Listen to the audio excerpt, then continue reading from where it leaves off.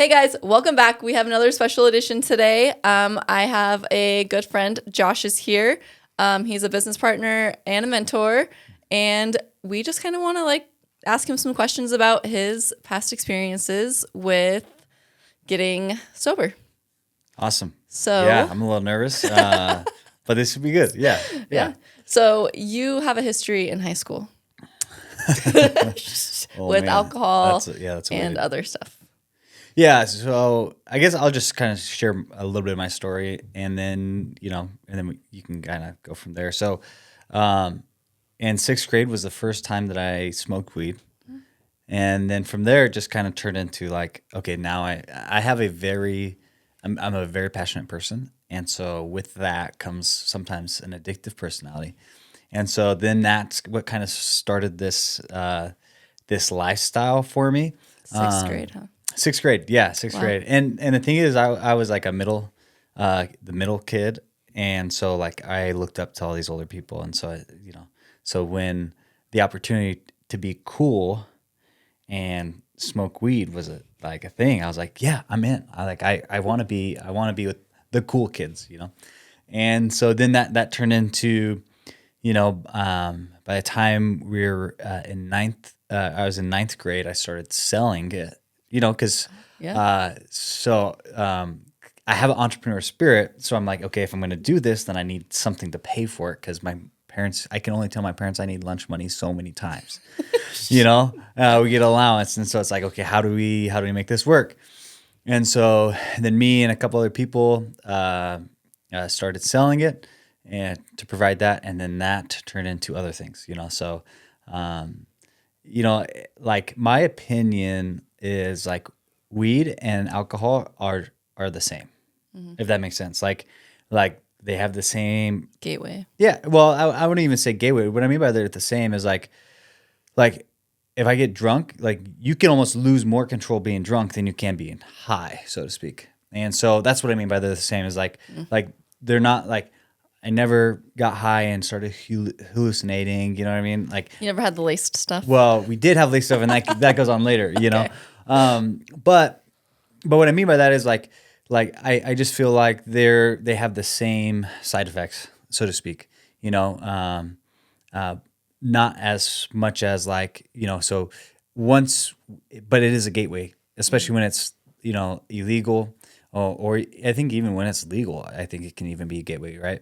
But then all of a sudden you're on a crowd, and then we started talking to people about mushrooms and acid and ecstasy and cocaine, and so then I started dabbling in all this kind of stuff, and so and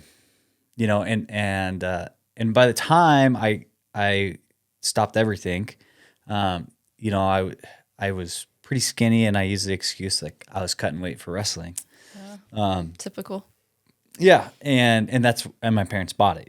They bought a hook, line, and sinker. Like, oh yeah, because we would always cut weight for wrestling. But what they didn't know is I was using cocaine every single weekend, and like I was, yeah. So yeah, and then I finally got sober when I was about midway through my senior year of high school. But So sixth grade. So like good chunk of 6 years. yeah, it was a good chunk of my life. I think I got a DUI when I was in ninth grade. And so then I couldn't even drive till I was like 17. Oh my Yeah. gosh. Yeah, but part of it is just stupidity of like kids, right? We were ignorant. Yeah, but you said you started because it was the cool thing to do. Right. Yeah. And the other thing is like, it's a cool thing. So when I did like stop all that, it was a little difficult because then I'm kind of like when you're used to being around like partying, or you're used to like getting together with your friends and you're taking ecstasy and then you're going downtown, like all of a sudden it's like, okay, I have to relearn a different lifestyle. And that was hard. Like that was probably the hardest because I felt very alone, right? The friends that I had, I couldn't hang out with them anymore. That's And what a so, lot of people on the YouTube channel mention is they mention that they feel lonely and yeah. just trying to find new friends. Was that like, how long did it take you to like get out of that little? Yeah.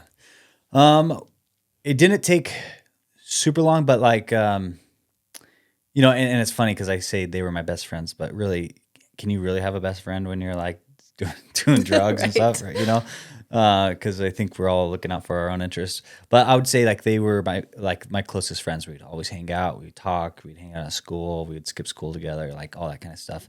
And so to find a kindred spirit like that was pretty tough. Like finding somebody who's like, you know, because I got saved. So and what I mean by saved is like I gave my life to the Lord, and that's what pulled me out of this.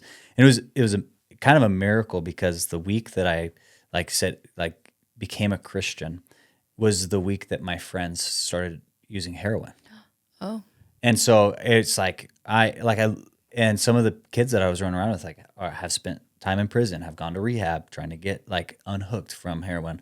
And so so it was like there was really a grace. I call it the grace of God that helped me get pulled out. And then through that, I found community in that, you know, like, you know, I think, yeah. So but there was probably a good, like solid 6 months to a year where it was just like, even though I was a Christian and going to church now, I still felt alone, right? Because you got these people that are like always grew, you know, when you're a senior high school, and you start going to church, it's like all these people grew up going to church. And now you're like, what do they joke about? Like, what do they talk about? You know? And it's like relearning this whole new thing. So, But I guess I didn't know all of that.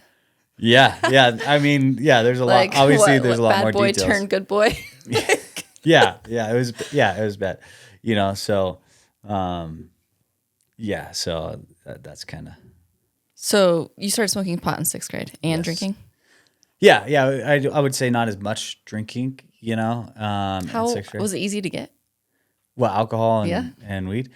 Well, yeah. I mean, you're a boy that, you know, I was just trying to find it. So when you do that, you know, and you hang out with the right people, and which to me, it was older kids. And when I hung out with the older kids, it was easy for them to do that. Or if you had the right connections, and they would go and they'd buy you a case or, I feel like, I don't know what the generation is like now, but I feel like in our generation, like if you hung out with the older crowd, you were definitely drinking Yeah. and smoking pot. Yep. Pretty So, much. I mean, all of high school was like a big old party. I know. And it was easy because, you know, like my parents thought, oh, I'm hanging out with older kids. Like I must be more mature or whatever. Or, you know, you learn how to lie your way through it, and which isn't the greatest thing, but that's how we did it, you know. So you'd be at a friend's house, but Yeah, we'd be at a friend's house, but what they didn't know is at that friend's house, we actually had a case of beer and we were getting drunk. Or, you know, at that friend's house, we were going to go to a different friend's house who had just bought an eighth of weed, and we were all going to smoke it, you know, like there's things to manipulate. Or, you know, so-and-so's parents were alcoholics, and we would just steal their alcohol until we got caught, you know? So you literally, did you grow or did you just find it and sell it? yeah, so we did attempt to grow it. Yeah, we did. We attempted to grow it on a friend's house, and then their parents caught them because he was going up to check on it. You know, It's not a water and tomato all that plant kind of stuff. all year round. It's not a tomato plant all year round.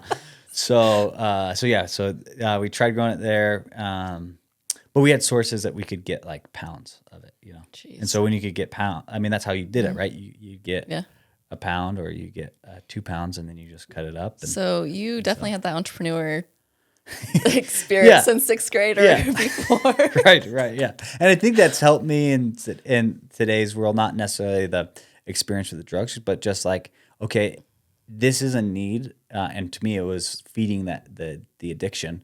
And today, it's like, okay, I got a family, I got to figure out how to feed my family. So how can I make money? So feeding addiction Legally. versus feeding your family. Right. That's a good way to Yeah. put it. So in 6th grade, when you started drinking and smoking pot and stuff, was there any other underlying issues besides just being in the cool crowd? You know, that's a good question, and I'm still processing that today. Thankfully, my wife helps me process it because there was. I mean, I grew up in a broken family, and so I'm always bouncing back and forth between parents' houses, or we'd learn how to manipulate the parents against each other, and then that would create drama. And so part of me believes that I did it. I mean, there was one time that like I went through this emo phase, and I wrote like I like scraped in my arm, like I hate myself, and my mom caught me. Oh, You know, so there was a lot of depression. Like, I actually, like, there was one time I almost killed myself because I was in such a dark hole. while you were drinking. Yeah, during this Yes. phase. Yeah, during this phase. And I remember it because I was getting ready to take my life. And right when I was about to take my life, my brother walked around the garage. Wow. And like, you know, and because there was a lot of fighting at home. And oh man, I don't know if I can go into this because it's a little personal, but there was a lot of pain. And you know, like drinking and drugs, like it was an easy escape. Like I'm with friends, we're laughing, or what we thought were friends, you know, we're laughing, having a good time, and I can just forget everything, you know? And so, you know, and there was times where like times in my life where I had to go to counseling, you know, and, you know, because on top of taking psychedelics, like, so I took psychedelics for a while. And on top of ecstasy, like all of a sudden, like your mind starts getting a little funky, you know. So I had to go to counseling. But going back to your question, I think part of it, there is some underlying things that I haven't fully like gone into. It's just like the more I get to know myself, the more I'm like, okay, yeah, there were some, but to put like one thing on it, it's hard to. Well, I think that's the thing with childhood trauma is like you come from a broken family. I mean, I mean, my family was not broken at that time, but almost broken. So it's like kids like us, we don't realize the trauma that we dealt with until we're older. And then we look back and we're like, oh, Right. maybe that's why I did a lot of what I did. Yeah. Like it's hard to like, point to one thing, but Right. I mean, we do use alcohol as an escape. Yeah. Yeah. And even adults do, you know. I mean, there was a time like, and I just wanted to clarify, like, I'm around people that drink, you know, like I used to just have a drink here and there, but there's this pattern in me that I realized, like, okay, if I have a drink, then that turns into a couple of drinks. The next thing you know, like I've cracked open a bottle of wine, and now since I opened this bottle of wine, I got to finish it because I don't want it to go bad. And then it just like is this downward spiral. Yes. And so I've made this commitment, and I would say this commitment probably within the last year of just like, I'm not even just gonna have like a casual drink because I know what it's gonna turn me into, and then I'm not gonna be present for my kids, and so anyways, that's So I think when I first met you, I don't think you drank it at all. And then we went to a dinner and I was like, wait, Josh is having a drink. yeah. And then I started seeing you with like drinks in your hand more. I mean, more so, not like often, obviously, but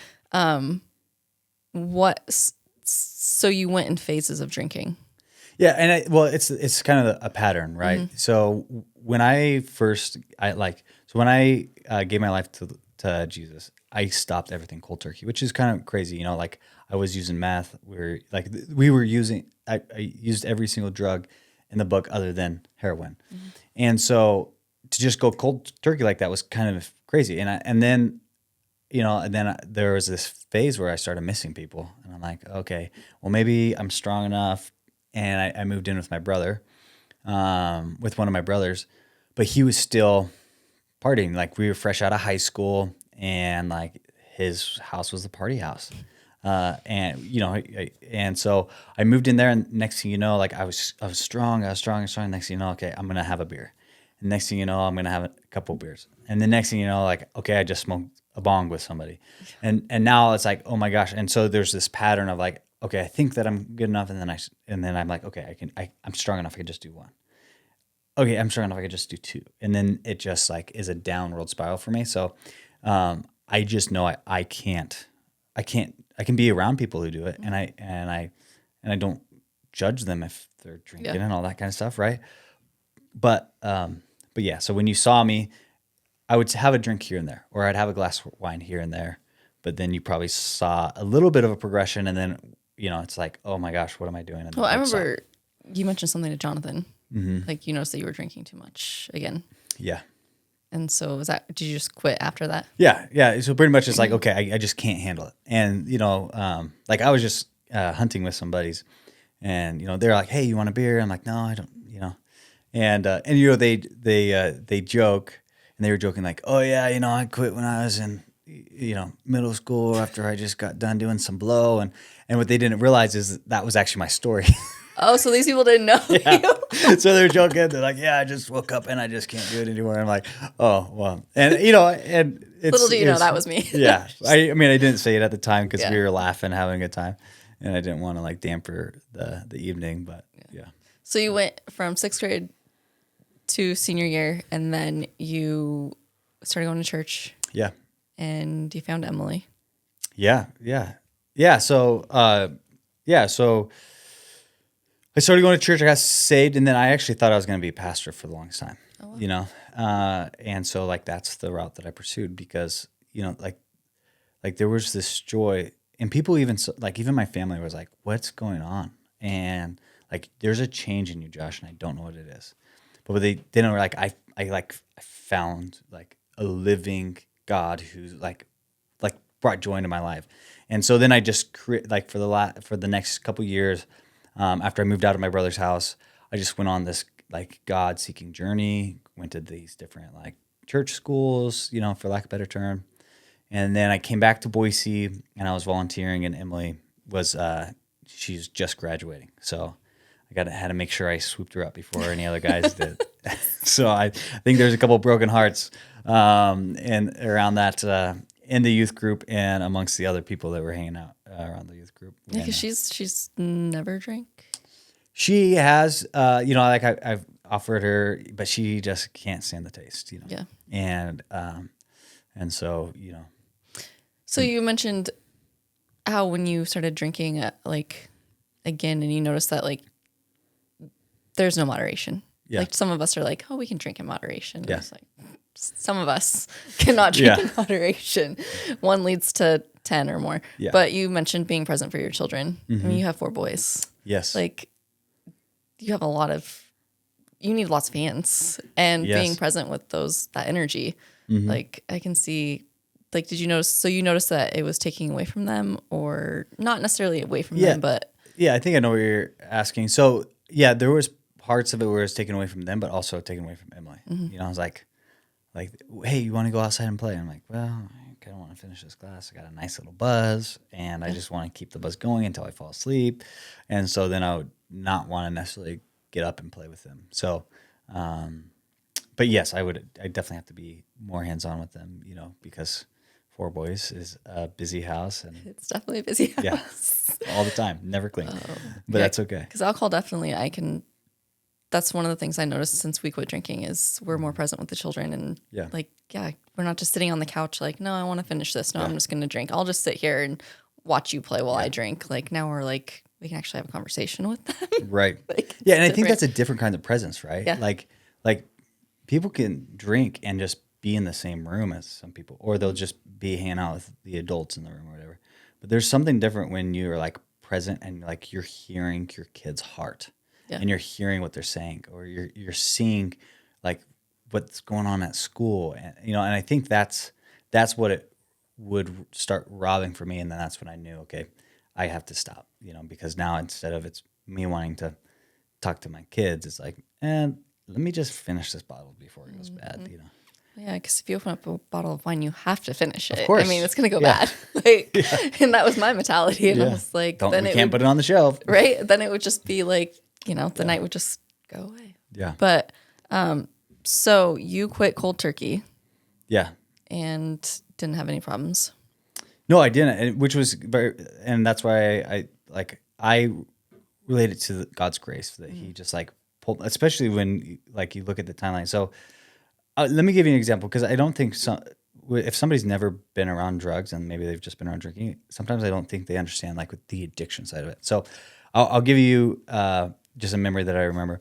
So there was a friend. He had some cocaine, and he was trying to sell it. And so all of a sudden, like, I start like pacing in the room because I'm waiting to get my fix. Like, I'm like, okay, are we ready? To a point where like, he's like, what the F is wrong with you? And I'm like, I'm ready. Like, let's go. Like, and, or there'd be another time where like I would just like, I had a certain amount of people that I could call, and I would just say, hey, do you have any? Hey, do you have any? Hey, do you have any? Until we could find it. And then we would go and get it, go and get it to use. Like that was where I was at in life, like if we didn't ever talk about it, it was fine. But like I was snorting in the classroom, and the kids in the classroom, like I would be like, "Oh yeah, it's just Smarties," and they would totally buy it hook, line, and sinker, Wow. And so they wouldn't go tell the teacher because they just thought we were being funny.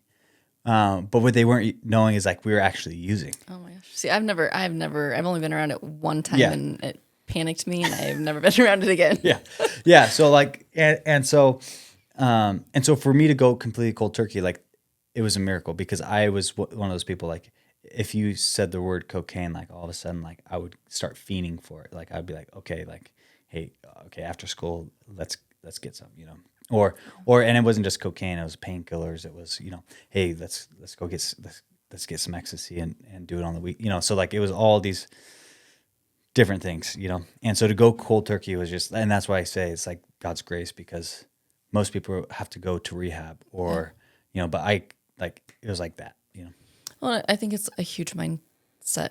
Like for some of us, like we can shift our mind. Like you started going to church Yeah. and it just led you down a whole different path. And then you met Emily, which is absolutely amazing. Yeah. And then, so, I mean, like us, we all started, did 75 hard together. Yeah. And some of us failed and some of us did not fail. Yes. Yes, it's true. But one of your boys is approaching, well, almost sixth grade. What is he, third? Or he's third grade. Yeah, he's only in third grade.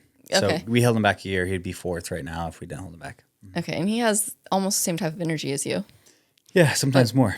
So how do you plan on like being open with your boys about like your past and like sharing like your stories and like hoping that they don't go down the same road? Yeah. I think part of it, and before I say this, I just want to clarify, like I know my parents loved me, so I just have to say that because, I don't want to come across like I was all by myself. Oh yeah. Your dad's, I mean, I've met your dad and stepmom. They're awesome. Yeah. Yeah. And so I like my parents loved me and they still love me. But I think there was, because I came from a split family, there was easy to get lost in the weeds. And so like right now, my wife and I, we are intentional about trying to talk to them now, not just about like, oh, how's your day? But like actually going deep. Like if we see them a little bit more emotional of like saying, okay, like what's going on? Like did something happen today? Like I think there was one time where, Jameson was getting picked on at school by some of the upper school, because it's a K through 12 in one building. And so like he obviously looks up to them, but they were kind of picking on him and being mean to him. And it took my wife like an hour of laying in like, so we lay with our kids before they go to bed. We sing them a song, we pray for them, we try to talk to them. Some of them obviously don't talk much. But it took Emily like an hour to like pull that out of Jameson. And or like there was another time that there was a couple other times like Emily has just been so good at like just pulling the stuff out of the kids. And I say that because I think that's where it starts, right? It starts with like, okay, is something going on and are we just going to push it under the rug or can we help our kids process it? Because emotions and feelings are great to have, but how can we help our kids process it so that they don't go to other people, be like, oh, well, you're sad. Well, hey, this is going to make you happy. Yeah. Take a couple shots of this. Like, you're going to feel so good. And so that they know what true joy is instead of just like, oh, hey, here's a short fix that's going to take you down a deep path. Well, I think a lot of like, like us, like that's where we found our like quick happy fix. Yeah. Yeah. I mean, because it's so easy, like all of a sudden you can be the fun guy. Yeah. Or the fun girl, all of a sudden it's like, oh, I don't have to be nervous. And, like there's a lot of things, but I think starting there. And then when you start there to like, let your kids know that we're like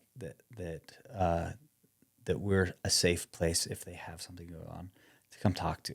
And then hopefully from there, like it can continue to grow where, hey, like, oh, we were hanging out with these people and this is what was going on, and they would be willing to talk to us. So that's our hope, and that's kind of what we've been doing to hopefully set up for a little bit better, if that makes sense. We can all like, I mean, I pray every day that my kids like I mean, I don't see Emma going down the same road I did, but I mean, Colton, on the other hand, like, he's a little rowdier. Yeah. But so taking all of that and your entrepreneurial experience in high school, and like, you are now successful with real estate, and like, and being in real estate, we're around a lot of most events are everything. Yeah. And we used to have events for like at alcohol places, but like, it's never stopped you. Like, how do you stay strong, like, in those moments? Yeah. Well, I think it's because I know who I am and I know what I am, right? So because I know that if I have that drink and just because somebody else and I think that's probably one of the biggest misconceptions of like, oh, you don't have a drink, you're judging me because I'm drinking. And it's not like that is like so not true. No. Like I hang out with so many people that drink and I'm like, cool, like if that's what you want to do, that's what you want to do. Oh, we've hung out with you several times. Yeah. And I don't have there's zero judgment in that. It's just I know myself. Yeah. And so because I know myself, I just know like, okay, like, hey, they might have a couple of drinks, they might get a little silly, but I'm going to keep a sound mind, and I want to be able to know what's going on. I want to be able, and the biggest thing too is like, if I have a conversation, and let's say we're at a real estate event, and there's a broker or something's been talked about that's going to be a benefit to my clients or benefit to me. Like I want to be able to remember that stuff, right? Like, wouldn't that suck to go and like all of a sudden you have like just like an epiphany of something because you talked to somebody and then you lost it because you were a little too far Had a couple gone. bottles of wine. Yeah. Yeah. So makes sense. With your experience, I mean, your multiple substances and years of it, and you turned your life around. What piece of advice would you give those that like are failing or want to get sober, and they just like, some keep failing, but they keep getting back up, but then some are like, I don't know where to start. Yeah. Well, I think a couple of things is, one, if somebody fails and they get back up and they fail again and they just feel like this is never going to win, like, don't give up. Like, don't give up, because eventually, like the way I look at it is every time they get up, they're getting stronger. And then the other thing too is having somebody who is sober, who can have the same beliefs, that they can like reach out to, be like, hey, I'm really, really struggling. I have Emily, thankfully, like if I'm struggling with something, I can call her and be like, hey, honey, I'm really struggling. Can we just like walk through this? Can we talk through this? And so to have somebody, and it could be a spouse, it could be a friend, it could be somebody complete different, and that they can just reach out to. And then, like I said, I'm a Christian, and I found my strength, the cold turkey strength, in Christ, and giving my life to Christ, which I think that was like 15 years ago, and not that I don't stumble, because I do stumble. I just have I just know I have somebody, if I stumble, I can go to, and then they help me go, and I think that's something also important, is that everybody's going to stumble. It doesn't matter where you're at, and don't be discouraged, because there's people that can do it, and there's people, and just because, and the way I look at it is, if somebody else can do it, that means you can do it. Yeah, for sure. And so, not give up. Yes, that's what I keep telling everybody, is like, just do not give up. Yeah. I mean, we know several people that have tried multiple times. Yeah. And, at first you don't succeed, try again, right? Right. And I would say one thing, it has been so amazing, like seeing even just your family's transformation. So hopefully it's okay that I do this for a minute, but I just want to say it's been amazing just seeing the shift. Like you guys are, I think I saw a picture the other day of you guys went camping and you went out hiking, like you weren't just hanging out. I was like, oh my gosh, we can start camping. We can start camping together, because we like. We're not just sitting around a fire drinking anymore. Yeah. Like, oh wow, like they're out there exploring, and your kids are seeing that, and like there'd be a couple times where I was like, hey John, what are you doing? Oh, I'm taking the kids. We're gonna go to the RC store. Colton and I are getting like really doing all the like crazy stuff. Oh, Colton just broke the front end. Now we got to go get those parts for that. And but if we were drinking, we couldn't do that. Right. Yeah. You're like, oh well, I'm not gonna. Whatever. And so like it's just been really, really amazing seeing the shift from the outside of you. You know, like I'm obviously not in the day-to-day grind of what's going on at home, but from the outside, it's pretty cool seeing the change and transformation that you have. Well, I think you and Emily have been a huge blessing. Yeah. Like, we met you guys in what, 2018? Yeah. Yeah. And like, we've almost been connected the whole entire time, Yeah, pretty much. Pretty much. So yeah, there's been a lot of growth in our family since then, for sure.